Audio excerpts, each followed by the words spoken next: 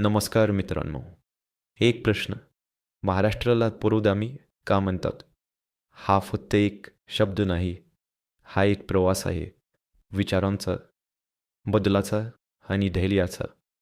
चला हा प्रवास समजून घेऊया. सुरुवात होते भक्ती आंदोलनापासून. त्या काळात समाजात भेदभाव होता. नियम कठीण होते आणि सामान्य माणसाला फारशी जागा नव्हती. पण महाराष्ट्रात एक वेगळी गोष्ट घडली.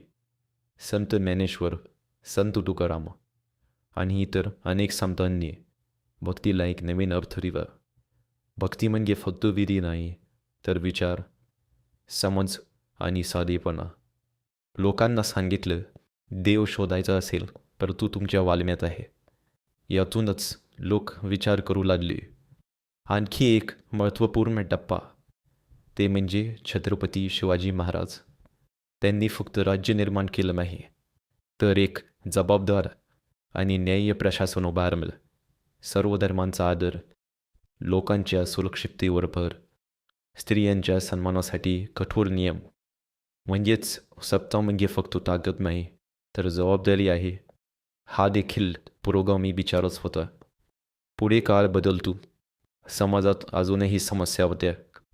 जातीभेद, शिक्षणाचा अभाव आणि असमानता. आणि इथे येतात सामाजिक सुधारक. महात्मा ज्योतिबा फुले आणि क्रांतिज्योती सावित्रीबाई फुले यांनी शिक्षणाचा दरवाजा उघडला. मुलींना शिकवणं त्या काळात एक क्रांती होती. कोल्हापूरचे छत्रपती शाहू महाराज यांनी समानतेसाठी निर्णय घेतले.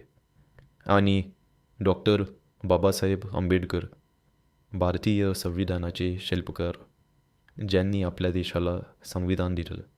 एक असा फ्रेमवर्क जो समानता, अधिकार आणि न्यायावर आधारित आहे.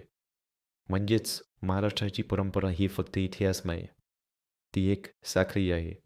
संत, शासन, सुधारणा, संविधान आणि या सगळ्यांचा एक कॉमन पॉईंट आहे, विचार. ही परंपरा अनेक महापुरुष, विचारवंत आणि सुधारकांनी घडवली आहे, ज्यांचं पूर्ण योगदान एका छोट्या व्हिडिओमध्ये मावणार नाही. पण आता एक महत्त्वाचा प्रश्न. आज आपण खरोखर पुरोगामी आहोत का? हा पण प्रश्न विचारतो का? हा पण चुकीच्या गोष्टींना विरोध करतो का?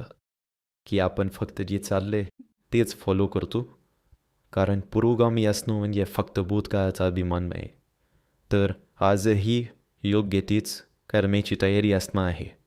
ते विचार आजही आपल्यात जिवंत असायला हवेत. जर तुम्हाला अशा विचार करायला लावणाऱ्या व्हिडिओज आवडत असतील तर लाईक करा, शेअर करा आणि चॅनल सबस्क्राईब करायला विसरू नका. धन्यवाद.